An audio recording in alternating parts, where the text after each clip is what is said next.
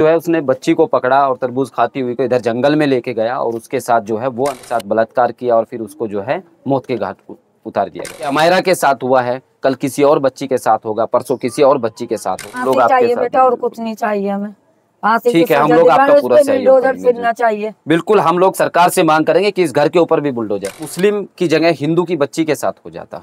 मैं माफी चाहता हूँ, लेकिन किसी के साथ ऐसा ना हो। लेकिन अगर हो जाता अब तक बुलडोजर एक घर पे नहीं, जो आस पड़ोस के साथ सारी की सारी ये चीज कॉलोनी पे बुलडोजर का मुकदमा फ्री लड़ना है। और हम जब तक वो मुकदमा लड़ेंगे तब तक फांसी के तख्ते पर नहीं चढ़ जाए। फ्री ऑफ कॉस्ट हम इनका मुकदमा लड़ेंगे, क्योंकि जैसी वो आपकी बेटी है इसी तरह वो हमारी। सहारनपुर के गांव शेखपुरा कदीम में है, जहां पर 9/5/2025 को शाम के 7 बजे एक घटना घटी थी। ये लड़की की मम्मी है और ये उनके पापा हैं। लड़की का नाम अमायरा है, जिसकी उम्र इन लोगों ने जो है वो 8 से 10 साल के आसपास बताई है। और शाम 7 बजे के आसपास जो है ये बच्ची अपने घर के बाहर खेल रही थी और तरबूज खा रही थी। और लड़की का अगर हम घर की बात करेंगे तो ये लड़की का घर है, ये सामने बराबर में यही एकदम सटा हुआ है जहाँ पे हम लोग बैठे हैं। और जो अभियुक्त है इसमें वेद प्रकाश धीमान जो है, वो उसका ये सामने घर है, बिल्कुल हमारे जस्ट पीछे एकदम ये उसका घर है वेद प्रकाश का। और वो बच्ची यहाँ पे खेल रही थी, तरबूज खा रही थी। इसी बीच जो है उसने बच्ची को पकड़ा और तरबूज खाती हुई को इधर जंगल में लेके गया और उसके साथ जो है वो अनहोनी की, जिसके बारे में हम लोग नहीं सोच सकते। जो है पहले उसके साथ बलात्कार किया और फिर उसको जो है मौत के घाट उतार दिया गया है। होने के बाद जो है इसकी जानकारी उसके घर वालों ने पहले इधर उधर देखा, फिर पुलिस को दी, तो पुलिस ने आकर तुरंत जो है इसकी छानबीन की, लेकिन लड़की नहीं मिल पाई। और वेद प्रकाश जो है वो व्यक्ति है जिसने घटना को अंजाम दिया है। वो वेद प्रकाश जो हिंदू कम्युनिटी से आता है, वो अपने मुस्लिम भाइयों से यहाँ पे उनके घर से डेली खाना भी मांगता था, सुबह का नाश्ता भी, शाम का भी, क्योंकि वेद प्रकाश यहाँ अकेला रहता था और ये लोग उसको अपना भाई और अपना बड़ा समझकर जो है उसको खाना भी देते थे जी। ये बात मैं नहीं कह रहा हूँ, ये उस अमायरा की जो जिनका इंतकाल हो चुका है, ये उनकी मम्मी बता रही है, उनके पापा बता रहे हैं, यहाँ पर आस पड़ोस के जो लोग बैठे हैं ये बता रहे हैं कि अमायरा की मम्मी और पापा या पड़ोस वाले भी जो है उसको खाना देते थे, उसको अपने घर के मेंबर की तरह मानते थे। लेकिन वेद प्रकाश ने ये सब घटना को अंजाम क्यों दिया, क्या सोच समझ कर दिया है, इसके बारे में तो वो ही जानता होगा। साहब, एक सवाल है आपसे कि जो इस तरह की देश में घटना हो रही है, तो आप इनके पीछे क्या लगता है, क्यों इस तरह की घटना अंजाम हो रही है, लगातार बढ़ती जा रही है इस तरह की घटना? देखिए, इस तरह की जो घटना बार बार देश में हो रही है, ये कानूनी व्यवस्था ठीक नहीं है। कानूनी व्यवस्था अगर ठीक होती तो शायद इस तरह की घटना नहीं घट पाती। सरकार उन चीजों पर, उन घटनाओं पर ज्यादा ध्यान देती है जहां सरकार को अपना बेनिफिट है। जहां सरकार को अपना बेनिफिट है उन चीजों पर तो सरकार बहुत ज्यादा ध्यान देती है, तुरंत एक्शन ले लेगी। कहीं करप्शन हो गया या किसी ने सरकार के खिलाफ बोल दिया या किसी का जिंदाबाद मुर्दाबाद के नारे लगा दिए सरकार के विरोध में, तुरंत बुलडोजर चल जाएगा, तुरंत एक्शन हो जाएगा, गैंगस्टर लग जाएगी और फलाना ढिगड़ा जितनी भी बड़ी बड़ी धाराएं हैं सारी लग जाएंगी और जेल में उठा के तुरंत एक्शन हो जाएगा। लेकिन सरकार को जो ये घटना घटी है इसके बारे में जानकारी होती ही नहीं है, वो करना भी नहीं चाहते हैं। अगर सरकार इस मैटर पे सख्त हो जाए तो कम से कम ये अपराध, मैं यूपी की बात नहीं, पूरे देश में जो अपराध का जो एक ब्रीफ बना जाए, जो ग्राफ बढ़ता जा रहा है, वो खत्म हो जाएगा। लेकिन सरकार अपने भलाई के लिए जो सोचती है वो सिर्फ अपने भलाई के लिए सोचती है, जनता के लिए नहीं सोचती।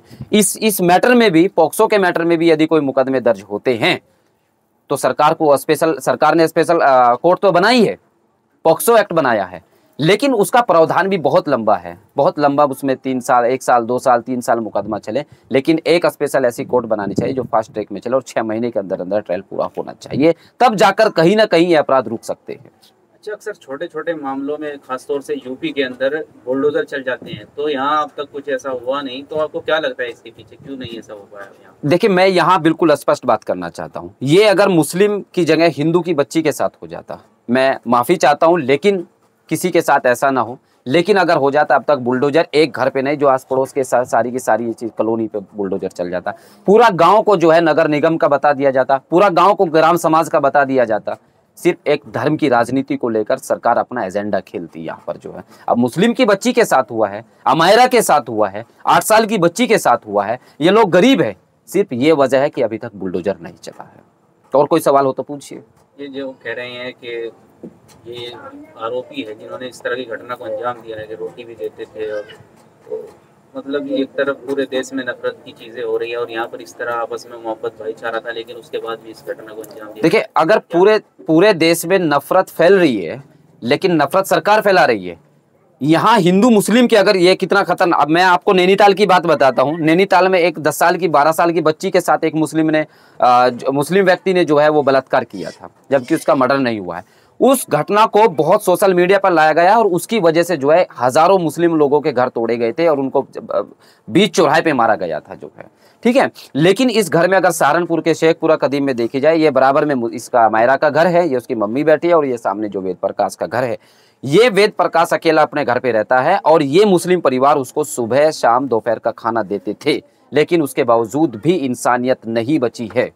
मैं यहाँ ये बात कहना चाहता हूँ कि हम लोग प्यार मोहब्बत दिखाना चाहते हैं, लेकिन कुछ मानसिकता के, इतने गलत मानसिकता के लोग हैं जो इसको बर्दाश्त नहीं कर पाते हैं। वो कहीं हिंदू को नहीं देखते, मुसलमान को नहीं देखते, वो सिर्फ अपनी हवस को देखते हैं। सरकार की भी अपनी हवस है राजनीति खेलने की, इसी तरह दूसरे धर्म के जो लोग हैं उनकी भी हवस है। इसी तरह यहाँ एक धर्म के व्यक्ति ने एक धर्म के ऊपर अपनी हवस निकाली है, जिसका अंजाम ये हुआ कि अमायरा के साथ बलात्कार हुआ और फिर उसका मर्डर कर दिया गया।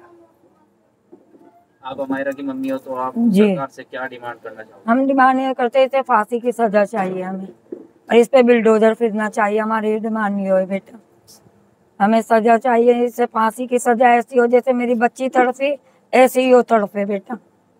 ऐसे हमने इतना इनका करा है, फिर हमारे मोहल्ले में ऐसे रह के हमारे साथ ऐसे कर रहा है, हमें कुछ दिखा रहा है बेटा।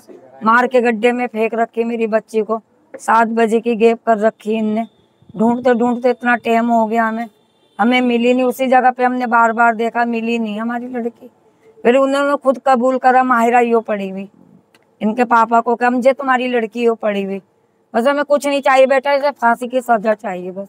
हम फांसी की सजा दिलवाएंगे। इस तरीके से लोग और भी आए तो कुछ इन्हें मदद का कुछ आश्वासन दिया? जी, कह रहे थे करेंगे तुम्हारी मदद।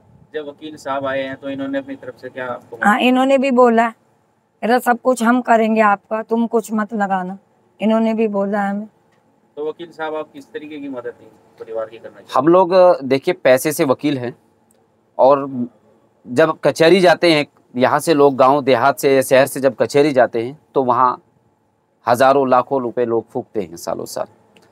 लेकिन मैं इस केस को देखकर मेरी जो हमदर्दी इनके साथ है वो आज से स्टार्ट होती है और उस वक्त तक रहेगी जब तक हमें इंसाफ नहीं मिल पाता।